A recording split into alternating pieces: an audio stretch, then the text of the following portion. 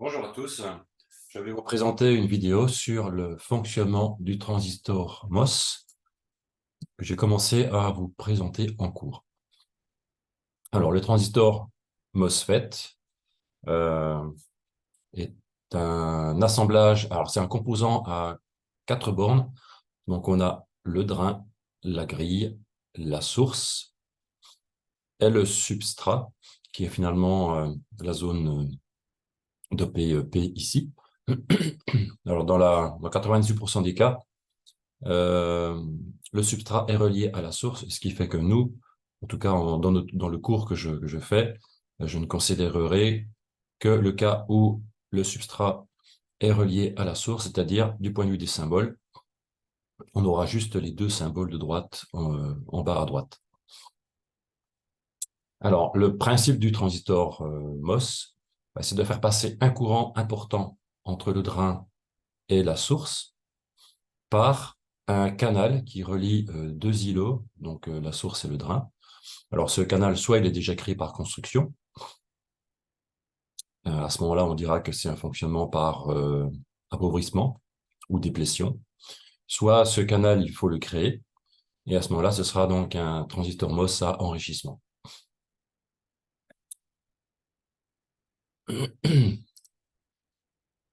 Alors, le transistor MOS, 3 modes de fonctionnement: bloqué, ou régime ohmique, ou régime saturé. Alors, quand le transistor est bloqué, on peut voir le transistor comme étant un assemblage de deux diodes virtuellement, puisqu'on est en présence de deux jonctions PN, une entre le drain et le substrat P, et une autre entre la source et le substrat P. Si j'applique une tension entre grille et source, parce que le transistor est commandé par une tension entre grille et source, si j'applique une tension entre grille et source qui est nulle ou inférieure à ce qu'on appelle une tension de seuil VT, ou le VGS off, qui est une valeur précisée par le constructeur, alors à ce moment-là, on n'arrive pas à créer de canal entre le drain et la source. Et de ce fait, l'alimentation ici extérieure VDS n'est pas en capacité de pouvoir fournir un courant ID traversant le drain pour aller vers la source. Du point de vue schéma équivalent, si le transistor est bloqué, on n'a aucun courant qui rentre dans la grille. Donc un interrupteur ouvert sur la grille. Si le transistor est bloqué, c'est pareil, on n'a pas de courant de drain, ce qui fait que je peux représenter ça par un interrupteur ouvert entre le drain et la source. Alors, chose importante, la grille ici, c'est une électrode. Et juste en dessous de cette électrode, on a donc un substrat du SiO2, le dioxyde de silicium, qui est un isolant pur, ce qui fait que aucun courant ne peut traverser la grille. On peut juste polariser la grille, ce qui fait que le transistor MOS ne consomme pas de puissance, puisque le courant de grille est forcément nul. Du point de vue des caractéristiques, ID en fonction de VDS, donc caractéristique de sortie à VGS constant, eh bien, du courant est nul, puisque le transistor est bloqué, et idem pour la caractéristique ID en fonction de VGS, à VDS constant, le courant est nul, puisque le transistor est bloqué. Maintenant, si la tension VGS dépasse la tension de seuil et est légèrement supérieure, eh bien, le fait de polariser la grille avec une tension positive, on va donc amener des charges positives sur l'électrode supérieure de la grille, ce qui va faire apparaître des charges négatives de l'autre côté de la grille, et donc ça va induire la création, la présence d'un canal d'électrons ici, ce qui va permettre au courant de drain de passer entre le drain et la source par ce canal induit. Malgré l'apparition de cette tension VGS, on n'a toujours aucun courant qui traverse la grille, puisque la grille est isolée. Et on constate que si VGS augmente, il y a de plus en plus de charges positives sur la partie supérieure de la grille, et donc forcément la largeur du canal N va augmenter. Et on constate également que si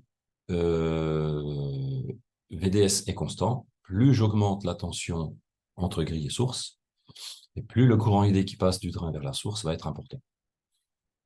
De même, si la tension de grille, la tension VGS est constante, si on augmente la tension VDS, la largeur du canal donc ne changera pas puisqu'elle est conditionnée par la valeur de la tension entre grille et source. Si j'augmente la tension VDS d'alimentation, le courant ID va lui également augmenter. On est donc en présence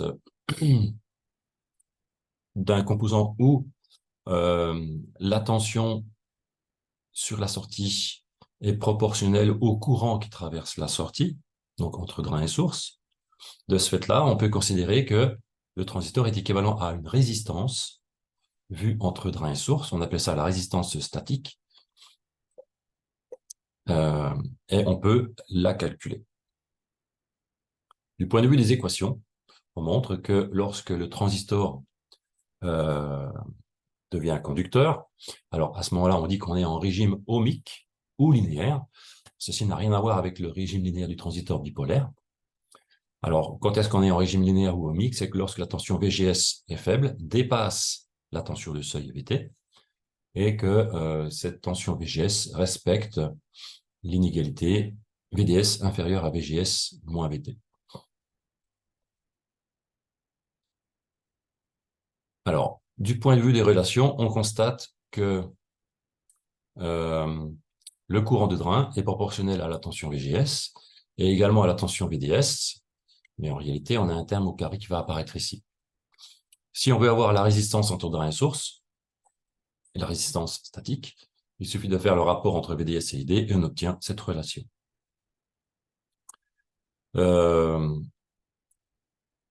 Si la tension VDS est très petite par rapport à VGS moins VT, qui est une valeur qu'on appelle VDS SAT, alors à ce moment-là, le terme dans l'équation de ID ici au-dessus, le terme VDS sur 2 peut être négligé, puisqu'il est petit par rapport à VGS moins VT.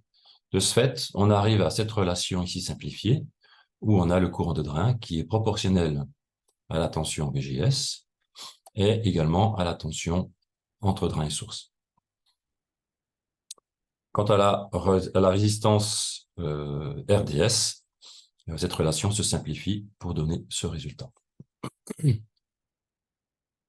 Du point de vue schéma équivalent, si on est en régime ohmique, à ce moment-là, le transistor est vu depuis la sortie entre drain et source comme une résistance qu'on appelle, qu'on appelle RDS on.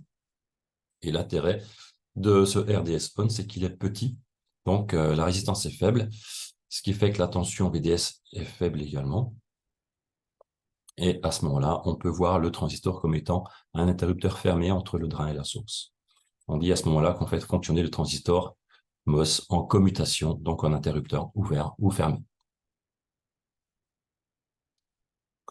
Du point de vue des caractéristiques, si je représente ID en fonction de VGS, eh bien, on remarque que ici, alors ces courbes sont paramétrées pour des valeurs de VDS constants. Donc, si VDS est constant ici, on se retrouve avec ID en fonction de VGS sous la forme d'une droite, ce que l'on a bien ici. Pour la caractéristique de sortie, ID en fonction de VDS à VGS constant. Si VGS est constant, on se retrouve avec ID qui est une fonction de droite en fonction de VDS. On a donc ici plusieurs droites, chacune étant paramétrée en fonction de la valeur de VGS.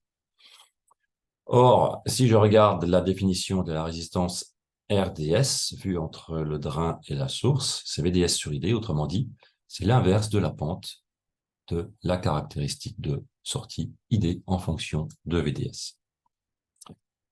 Donc, on voit que plus la pente est élevée, plus RDS tend vers une valeur faible. Maintenant, que se passe-t-il si la tension VGS continue d'augmenter fortement? Eh bien, le canal que l'on était en train d'induire ici va se pincer, le canal va se rétrécir proche du drain, tout en continuant d'augmenter proche de la source. Et cet effet de pincement qui a lieu entre le drain et la grille va faire que le courant de drain qui était en train de passer dans ce canal plafonne même si la tension VDS continue d'augmenter. Par contre, si VDS est constant et qu'on continue d'augmenter la tension VGS, le courant de drain augmente proportionnellement toujours par rapport à VGS. On est dans le cas où le courant de drain est commandé par la valeur de VGS. On dit alors qu'à ce moment-là que le transistor fonctionne en tant que source de courant de drain commandé par une tension d'entrée. On dit alors à ce moment-là que le transistor rentre dans un régime que l'on appelle le régime saturé, qui n'a rien à voir avec le régime saturé du transistor bipolaire. Dans ce cas, on a la valeur de VDS, la valeur de VDS qui est plus grande que VGS moins VT. Ça délimite finalement la frontière pour laquelle le transistor rentre en régime saturé. Alors, si effectivement on est dans ce cas-là, c'est-à-dire que VDS est supérieur à VGS moins VT, c'est ce qu'on définit comme étant la tension de VDS SAT, pour indiquer que le transistor commence à rentrer en régime de saturation, eh bien la relation change entre le courant de drain et la tension VGS, à savoir que le courant de drain est proportionnel à la tension VGS au carré. Mais le courant de drain ne dépend plus que de VGS. On est donc bien en présence d'une source de courant commandée par la tension d'entrée VGS. Quant à la résistance vue entre drain et source, eh bien, on voit que la relation donne 2 VDS sur K facteur de VGS moins VT au carré. Et si on fait l'application numérique, on trouve que la valeur de RDS est très grande en régime saturé. Elle est beaucoup plus grande que celle que l'on obtenait lors du régime ohmique. Alors, est-ce que c'est une bonne chose d'avoir une résistance RDS qui est grande? Alors, dans le cas d'un fonctionnement du transistor en source de courant, comme c'est le cas ici, eh bien, on symbolise ici la source de courant entre drain et source. Et cette résistance RDS est donc en parallèle avec la source de courant. Elle représente donc l'imperfection de cette source de courant réelle. Et si RDS est très grand, eh bien, on est en présence d'une bonne source de courant, comme on avait vu lorsque je vous avais présenté les caractéristiques des sources de courant. Du point de vue des caractéristiques graphiques, si je représente la caractéristique de sortie, ID en fonction de VDS, on se retrouve avec des courbes paramétrées en fonction de VGS. Ici, si je prends VGS 1, on se remarque que le courant ID est constant en fonction de VDS, puisque effectivement, si on regarde la formule mathématique, ID ne dépend que de VGS. Donc, lorsque VDS est constant, le courant ID ne doit pas varier. On est donc bien en présence d'une source de courant. Plus j'augmente la tension VGS, plus cette droite qui est horizontale va se redresser petit à petit. Et on observe que pour VGS3, par exemple, eh bien, la droite n'est plus tout à fait horizontale, elle monte légèrement. Et si je veux avoir la valeur de RDS, eh bien, je prends tout simplement l'inverse de la pente de cette caractéristique. Alors, on voit ici que cette caractéristique a une pente qui est très faible, ce qui veut dire que RDS est très élevé, puisque la pente, c'est 1 sur RDS. Si je représente maintenant le courant de drain en fonction de la tension VGS, on voit que à ce moment-là, la caractéristique est une forme de fonction puissance. On est en présence d'une fonction mathématique où VGS est au carré. Et donc c'est pareil, cette courbe-là est pareil. Ces courbes-là sont paramétrées en fonction de VDS. Sur les caractéristiques des transistors, ici j'ai pris un transistor de N7000, ce qui est le transistor que vous allez utiliser en TP. On remarque que sur cette caractéristique à droite de sortie, ID en fonction de VDS, les caractéristiques où on a des droites qui sont quasiment horizontales définissent le régime saturé, donc le fonctionnement du transistor en source de courant commandé par la tension VGS. On voit ici les valeurs de VGS, 3 volts, 4 volts, 5 volts, 6 volts, etc. La frontière entre les régimes saturés et les régimes ohmiques est définie par la courbe en fin pointillé, ici, qui est définie par la valeur caractéristique de VDS SAT qui vaut VGS moins VT. Et ensuite, à gauche, on a donc le régime ohmique où la pente de chacune des caractéristiques donne l'inverse de la résistance RDS, qui est donc dans ce cas ici égale à RDS on, faible valeur. Donc c'est une zone, le régime ohmique est une zone où on fait fonctionner le transistor MOS en commutation, ouvert-fermé, interrupteur ouvert-fermé, alors que le régime saturé est une zone où on fait fonctionner le transistor en tant que source de courant commandée par la tension VGS. De même, sur la caractéristique ID en fonction de VGS, on voit les trois régimes possibles. Le régime bloqué, si VGS est inférieur à VT. Le régime saturé, donc fonctionnement en source de courant, si VGS augmente légèrement au-dessus de VT. Et le fonctionnement en interrupteur fermé, donc avec un RDS on faible, lorsque VGS est supérieur à la valeur de VDS SAT plus la tension de seuil de VT. Il existe d'autres types de transistors MOS. Nous avons vu le transistor N-MOS, c'est-à-dire un canal N où le courant ID peut circuler, par enrichissement, c'est-à-dire qu'on va créer un canal et on va augmenter sa largeur. Ici, on a, je vous présente ici le transistor N-MOS à appauvrissement. Alors, la différence, c'est que le canal N ici est déjà créé lors de la construction, c'est-à-dire que c'est une zone dopée N, ce qui fait que le transistor va pouvoir conduire un courant de drain, même lorsque la tension VGS est nulle. En effet, comme le canal est déjà créé, si VGS est égal à 0, on a un courant de drain qui peut circuler. Si le VGS augmente, on va augmenter la largeur du canal, ce qui va permettre d'augmenter le courant de drain. Si maintenant je mets une tension VGS négative, je vais diminuer la largeur du canal, le courant ID va diminuer. Si je diminue fortement VGS en négatif, je vais pincer le canal et donc le courant ID va s'annuler. On est donc en présence, on le voit sur les courbes, où ID, le courant de drain, est positif et est commandé par une tension VGS qui peut être soit négative, nulle ou positive. Du point de vue des équations, c'est exactement les mêmes que celles que je vous ai présentées. Ensuite, il existe ce qu'on appelle la famille des transistors PMOS à enrichissement. Donc ici, le substrat, c'est une zone dopée N. Le drain et la source sont des îlots qui sont dopés P. Et on a créé ici un canal P, donc une zone dopée P, ce qui fait que le courant de drain va pouvoir circuler. Mais, on le voit sur les caractéristiques ici, le courant de drain va être négatif, c'est-à-dire qu'en réalité, il va circuler dans le sens opposé à celui qui est indiqué sur le schéma. Et ce courant de drain va pouvoir être commandé par une tension VGS qui, elle, sera négative. Puisque si j'applique une tension VGS négative, je vais augmenter la largeur du canal et donc le courant ID va augmenter. Du point de vue des équations, c'est exactement les mêmes que celles que je vous ai présentées auparavant. Simplement, il faut prendre en compte ID et VGS comme étant les valeurs absolues des grandeurs. On a également un transistor PMOS à appauvrissement. Alors, ici, c'est la même chose. On crée un substrat N. Les îlots drain source sont des substrats P+. Et on a créé artificiellement de même un canal P.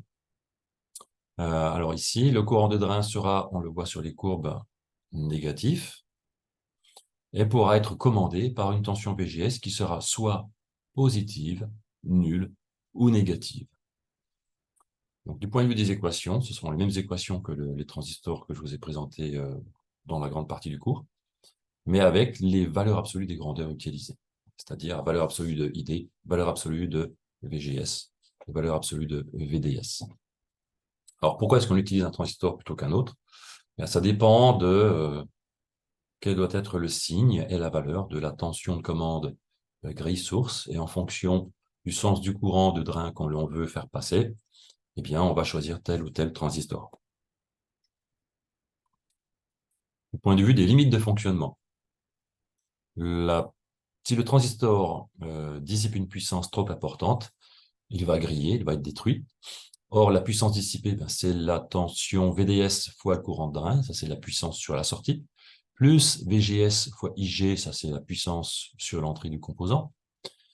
Or, comme le courant de grille est nul, puisque la grille est un isolant, on a donc la puissance dissipée qui vaut VDS fois ID. Donc, a fortiori, le courant ID, à puissance dissipée max imposée, eh bien, c'est la puissance dissipée max divisée par VDS. On est donc en présence d'une hyperbole, qu'on appelle une hyperbole de dissipation maximale. Et si le point de fonctionnement est en dehors de cette hyperbole, eh bien, on va tout simplement détruire le transistor. Les autres paramètres à prendre en compte sont la tension VDS maximale que peut tolérer le transistor, ainsi que la tension VGS maximale. Et on voit ici les valeurs extraites d'une doc d'un transistor NMOS qui indique les valeurs limites à ne pas dépasser. Alors, la puissance dissipée indiquée ici, 350 milliwatts, elle est précisée à une température ambiante, ce qui signifie que c'est pour le transistor non équipé d'un radiateur de refroidissement. Alors, comment placer le point de fonctionnement? Déjà, d'une part, on est en présence d'un montage où on a un transistor bien spécifié. Je vous ai mis ici la caractéristique à droite de ce transistor. C'est donc la caractéristique ID en fonction de VDS, caractéristique de sortie. Ce transistor est polarisé par une tension entre grille et source et relié à une tension d'alimentation par le biais d'une résistance grand R. Donc, on va avoir des équations qui vont être dépendantes de la tension VGS et de la circuiterie, je dirais, extérieure à ce composant. De ce fait, il faut que je trouve donc un point d'intersection entre la caractéristique graphique du transistor et la caractéristique ID en fonction de VDS imposée par les éléments extérieurs au transistor. Pour ceci, rien de compliqué. Je fais ma loi d'émail sur la sortie. J'ai donc VDD qui vaut VDS plus R fois ID. Donc le courant de drain et la tension d'alimentation VDD moins VDS divisé par R. J'ai donc une droite, puisque VDD est constant. Si je prends une tension d'alimentation de 20 volts, si j'ai une résistance qui vaut à peu près 28 ohms, j'extrais donc deux points de cette droite. Un pour VDS qui vaut 0.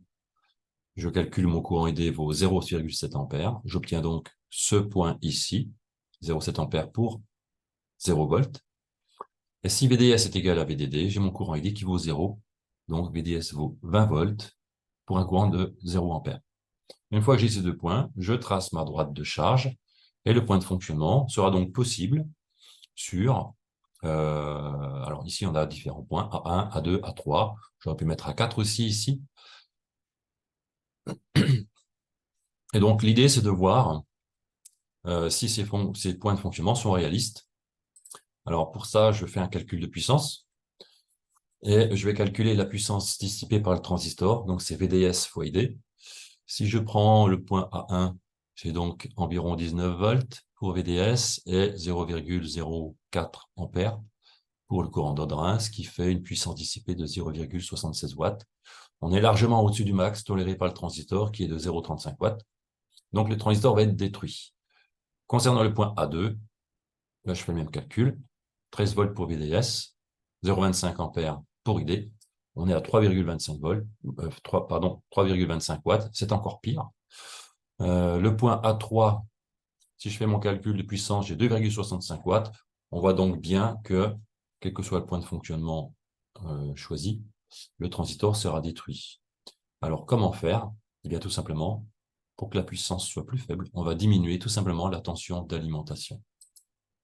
Ici, je prends le cas où je diminue ma tension d'alim pour la mettre à VDD qui vaut 5 volts. Je refais mes deux points ID, un pour lorsque VDS est égal à 0. Alors ici, j'ai pris R qui valait 25 ohms, c'est environ la même chose qu'auparavant. J'ai donc ID qui vaut 0,2 ampères, donc ici, ce point-là. Si maintenant j'ai VDS qui vaut VDD, 5 volts, j'ai donc 0 ampères. Je trace ma droite, j'obtiens de nouveau A1, A2, A3, 3 points de fonctionnement possibles. Si je fais mes calculs de puissance, je me rends compte que chacun des points est correct du point de vue dimensionnement en puissance. Alors ici, ces familles de courbes sont paramétrées pour différentes valeurs de VGS. Ici, pour VGS égale 3 volts, VGS égale 4 volts, VGS égale 5 volts, VGS égale 10 volts. On pourrait trouver d'autres familles de courbes, simplement elles n'ont pas été tracées par le constructeur. Il suffirait alors juste d'extrapoler entre deux valeurs voisines. Maintenant, comment faire fonctionner le transistor MOS en commutation? Si je veux le faire fonctionner en commutation, alors je reprends déjà le même transistor qu'auparavant, une tension d'alim de 5 volts, une résistance R de 25 ohms. Maintenant, ce transistor, je veux le faire fonctionner en commutation, c'est-à-dire soit le transistor est bloqué, auquel cas j'ai un interrupteur ouvert. Pour ceci, rien de compliqué. Il suffit d'avoir la tension VGS inférieure à la tension de seuil VT. À ce moment-là, le transistor ne peut pas conduire, il reste bloqué, ce qui fait que je remplace le transistor par un interrupteur ouvert entre grille et source, et également au niveau de la grille. On n'a pas de courant qui circule, du coup, la tension VDS est égale à la tension d'alimentation VDD. Du point de vue de la puissance, aucune consommation de puissance, puisque ID ici est égal à 0. Donc il suffit de prendre par exemple une tension VGS qui vaut 0 volts, sachant que la tension VGS, la tension de seuil ici est supérieure à 0. Maintenant, si je veux faire fonctionner mon transistor en interrupteur fermé, eh bien, il faut que je m'assure que le transistor soit en régime ohmique, c'est-à-dire que j'ai une résistance entre le drain et la source qui est très faible, donc une résistance qu'on appelle RDS-on. Pour ceci, quelle valeur de VGS choisir? Eh bien, si je regarde la courbe caractéristique ici, si je prends, on est donc en présence, oui, alors ici, je vais vous montrer qu'il faut avoir une tension VGS supérieure à 4 volts pour que le transistor fonctionne en régime ohmique. Pourquoi? On le voit ici, sur cette caractéristique, lorsque les courbes sont horizontales, on est donc en fonctionnement en source de courant. Là, j'ai une résistance RDS qui est très grande. Si maintenant je veux faire fonctionner mon transistor en régime ohmique, je veux que ma résistance RDS soit très faible. Autrement dit, je veux que la pente de chacune des caractéristiques soit la plus grande possible. Il faut donc que je sois ici, au début des courbes, pour que la pente soit la plus grande possible. La pente étant égale à 1 sur RDS, on se retrouve avec RDS qui est le plus faible possible. Donc, hors de question de faire fonctionner le transistor en régime saturé. Il faut donc le forcer à être en régime ohmique. Pour ceci, eh bien, il faut que je choisisse la tension de VGS qui me permette d'avoir un point de fonctionnement entre A1, A2, A3 qui soit en régime ohmique. Si je prends VGS qui vaut 3 volts, le point de fonctionnement est A1. On est en plein sur la courbe horizontale. On n'est donc pas en régime ohmique. Si je prends VGS qui vaut 4 volts, je vois que le point A2 est présent dans la zone de régime ohmique, donc ça c'est bon. Si je prends 5 volts pour VGS, on est encore plus en régime ohmique, la pente est encore plus importante, etc. On se rend compte que si VGS est supérieur à 4 volts, je suis sûr de mettre mon transistor en régime ohmique, puisque le point de fonctionnement sera forcément à gauche de A2. Ayant vu ça, cela justifie qu'on veut avoir un VGS qui vaut 4 volts, et à ce moment-là, on aura une résistance RDS on qui sera très faible. Donc, si RDS on est très faible, la tension VDS qui est ma tension de sortie tendra vers 0, puisque RDS on sera équivalent à un interrupteur fermé. Le courant de drain sera égal à VDD sur R plus RDS on, d'après la loi des mailles. Et ma tension VDS, alors je peux la calculer d'après le pont diviseur de tension. VDS, ce sera égal à RDS on sur RDS on plus R fois VDD. On voit donc que sur cette relation, plus RDS on tend vers 0, et plus VDS va donc tendre vers 0, de façon à faire fonctionner mon transistor en interrupteur fermé. La puissance dissipée, elle, est égale à VDS fois ID. Elle tend vers 0 si RDS on est faible, puisque à ce moment-là, le VDS, lui, va également tendre vers 0. Alors, quelle valeur peut-on prendre pour commander ce transistor en régime ohmique? Ben, je peux tout simplement prendre VGS qui vaut 5 volts. Comme ça, j'aurai une tension de commande VGS du transistor qui pourrait être utilisée par une sortie logique 0 ou 1 logique étant caractérisée par 0 volts ou 5 volts. Maintenant, regardons le fonctionnement d'une porte logique inverseuse. Je pense que c'est une fonction que vous avez dû voir en électronique numérique. C'est une porte qui permet de faire, de complémenter l'entrée.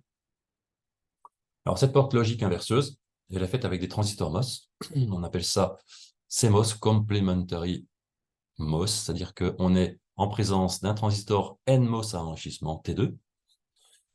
Et au-dessus, on met un transistor T1 PMOS à enrichissement, donc ils sont complémentaires. Lorsque un sera en fonctionnement interrupteur fermé, l'autre sera en fonctionnement interrupteur ouvert.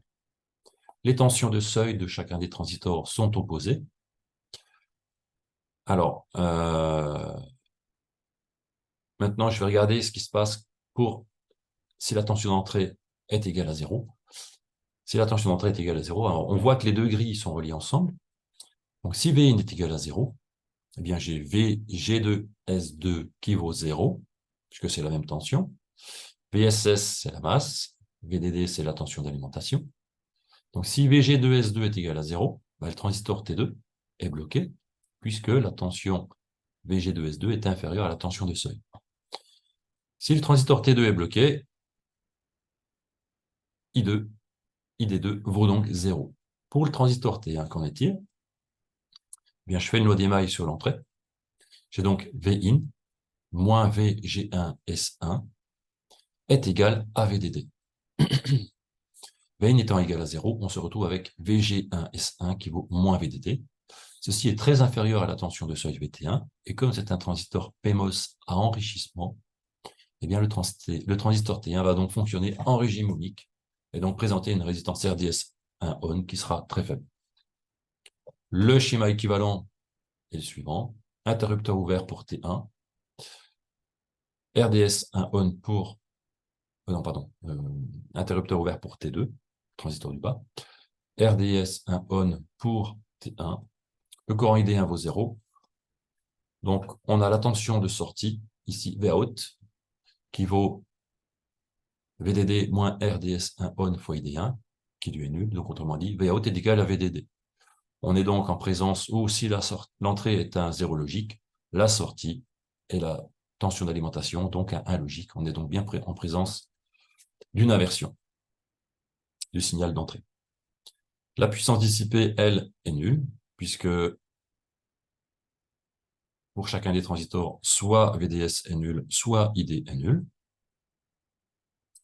Si maintenant Vin est égal à VDD, alors on se retrouve dans le cas où VG2S2 est égal à VDD, qui est très grand par rapport à la tension de seuil du transistor T2. Donc T2 est en régime ohmique. De ce fait, j'ai le transistor T2 qui est équivalent à une résistance RDS2 on. Quant au transistor T1, ma loi d'émail me donne Vin moins VG1S1 est égal à VDD. Vin étant égal à VDD, j'ai donc VG1S1 qui vaut 0. Donc, ceci est supérieur à la tension de seuil de T1, et comme T1 est un PMOS à enrichissement, T1 est donc bloqué, ce qui veut dire que ID1 vaut donc 0. On est donc dans le cas où j'ai une tension d'entrée qui vaut un 1 logique, et ma tension de sortie ici, bah, c'est RDS2 on fois un courant nul, autrement dit 0 volts. On est donc en présence de nouveau d'une porte inverseuse où l'entrée représente le complément de la sortie. Du point de vue puissance dissipée, on a une puissance dissipée nulle, puisque soit VDS est nul, soit ID est nul. Maintenant, que se passe-t-il si je mets une charge sur ma sortie de ma porte inverseuse? Eh bien, le Vin, si le Vin est égal à 0, donc entrée logique 0, eh bien, je retrouve ici le schéma équivalent que j'avais fait auparavant lorsque Vin valait 0. Ben, j'ai une résistance ici qui vient permettre de faire passer un courant ID1 pour aller vers la masse. Mais comme mon transistor T1 fonctionne en régime ohmique, j'ai donc RDS1 on qui est très faible. Donc ma tension de sortie, j'ai mon point diviseur, c'est-à-dire R fois VDD divisé par R plus RDS1 on. Mais comme RDS1 on est très petit par rapport à grand R, j'ai la tension de sortie qui vaut quasiment VDD. Là, c'est important d'avoir un RDS1 on petit, car si ce n'est pas le cas, la tension Vout va chuter et ne représentera donc plus un niveau logique 1. D'où l'intérêt de commander vraiment le transistor, chacun des transistors en régime ohmique pour que le fonctionnement en porte inverseuse soit correct. Du point de vue du courant de drain, eh bien, on a le courant de drain qui vaut VDD sur la somme des résistances. Donc, on a une bonne porte inverseuse si RDS1 on est faible, de façon à ce que la tension de sortie soit la plus proche possible de VDD. Du point de vue de puissance dissipée, pour le transistor T1, eh bien, c'est RDS1 on fois ID1 carré. Ça tend vers 0 si RDS1 on est faible, ce qui est une bonne chose. Si V1 est égal à VDD, alors à ce moment-là, on a le transistor T1 du dessus, je reprends le schéma précédent, hein. Le transistor T1 du dessus est bloqué, le transistor T2 en bas est en régime ohmique. On se retrouve avec une résistance de charge R en parallèle avec RDS du on. Donc Vout, eh bien, c'est R fois I.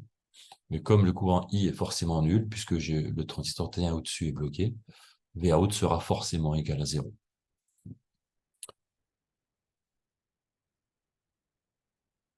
Du point de vue de la puissance dissipée est également nulle. Voilà pour le fonctionnement de la porte logique inverseuse. Dernière partie. Alors, en réalité, je vous ai dit que la puissance dissipée était toujours nulle. En réalité, non. Pourquoi?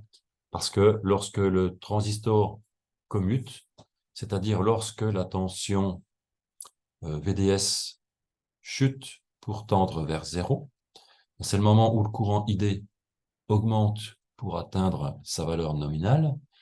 Et durant cet intervalle de temps, les grandeurs ne varient pas de façon instantanée. Ce qui veut dire qu'il y a un petit moment, une petite durée où le courant ID n'est pas nul et la tension VDS n'est pas nulle. Ce qui amène ici, vous le voyez en bas, un intervalle de temps où la puissance dissipée n'est pas nulle. Alors, plus la fréquence augmente, plus par seconde on va avoir de commutation, donc plus la puissance dissipée va augmenter. Donc, on montre que la puissance dissipée est proportionnelle à la fréquence, à la tension d'alimentation au carré, et est proportionnelle au condensateur parasite. Alors, à quoi est dû justement le fait que quand le courant descend, la tension monte et que les deux grandeurs ne varient pas de façon instantanée? Eh bien, c'est tout simplement que on a des capacités parasites à l'intérieur du transistor MOS, et cela crée... c'est responsable du fait que le courant n'est pas nul pendant que la tension n'est pas nulle et que les grandeurs évoluent. Alors ça vient du fait qu'à fonctionnement à haute fréquence, eh bien, on a des transferts de charge qui ne sont plus instantanés. Donc on le modélise par un condensateur parasite que j'ai mis ici sur la sortie. Mais en réalité, la puissance dissipée n'est pas nulle et c'est ce qui fait que les fonctionnements, les montages à transistor MOS sont limités, puisque plus on monte en fréquence, et plus la puissance dissipée augmente, ce qui peut engendrer une destruction du composant. C'est d'ailleurs une des raisons pour lesquelles les microprocesseurs sont limités en fréquence. C'est que, à force de commuter, les puissances dissipées augmentent et on peut arriver à mettre en surchauffe le microprocesseur. Voilà pour cette présentation sur le transistor MOS. Merci et à bientôt.